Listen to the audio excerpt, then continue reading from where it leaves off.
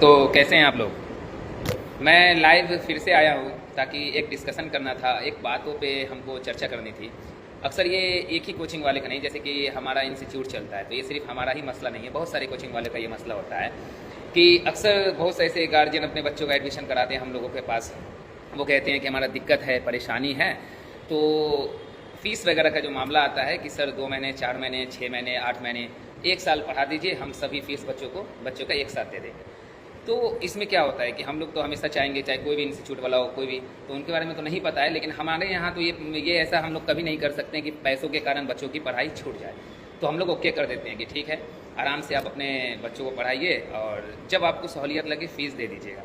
लेकिन यहाँ तो उल्टा हो जाता है, बहुत सारे पेरेंट्स ऐसे होते हैं कि उसके बच्चे यहाँ क्लास में एग्ज़ाम दे करके निकलते हैं 10th-12th का, और वो जब यहाँ से दोबारा फ़ोन जाता है कि आपके बच्चे का ड्यूज़ था, क्लियर कीजिए, तो वो तो फ़ोन ही उठाना छोड़ देते हैं, ब्लॉक कर देते हैं नंबर।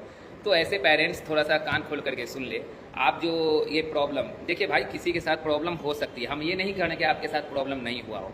तो आपके साथ कोई प्रॉब्लम सच में था, कोई दिक्कत थी, तो आप हमसे आकर के मिल सकते थे, हम आपका फ़ीस कम कर सकते थे या फ़ीस छोड़ सकते थे, फ़ीस नहीं लेते अगर सच में जेन्यून आपके साथ कोई प्रॉब्लम होती। लेकिन अगर आपके साथ प्रॉब्लम नहीं है और आप पैसे लेकर के चले जाते हैं, बहुत सारे ऐसे पेरेंट्स होते हैं, अगर आप क्या बताएं, नाम तो किसी का ले नहीं सकते हैं।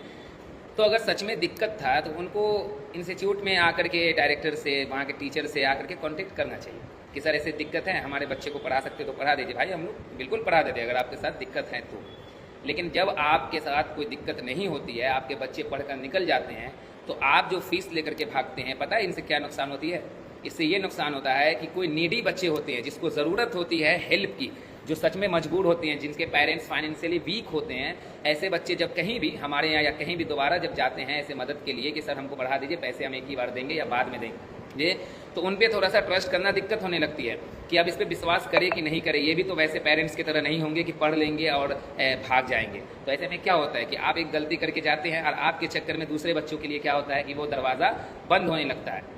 तो इसीलिए ऐसा ना करें। अगर आपके साथ कोई दिक्कत है, कोई परेशानी है या सच में कोई जेन्युइन कोई प्रॉब्लम है, तो आप हम लोग से मिलिए आकर के, आपका फ़ीस भी माफ़ कर दिया जाएगा, आपके बच्चे को आगे तक की पढ़ाई करवा दी जाएगी। लेकिन सच में अगर आपके साथ कोई दिक्कत, कोई परेशानी ऐसी नहीं होती है, तो कृपया करके जो भी आपके बच्चे यहाँ हमारे पास पढ़े या कहीं भी पढ़े, किसी भी इंस्टीट्यूट में, कोचिंग में पढ़ते हो, उनका फ़ीस उन्हें आप दे दिया करें।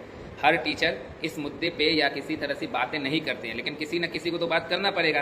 काफ़ी दिनों से हम सोच रहे थे कि आप लोग के बीच में आकर के हम इस पे बातें करें, जिक्र करें। भाई कोई भी इंस्टीट्यूट हो, कोचिंग वाले पढ़ाते हैं, बहुत मेहनत से पढ़ाते हैं बच्चों को, और अगर बिना मतलब का आप बच्चे 1 साल 2 साल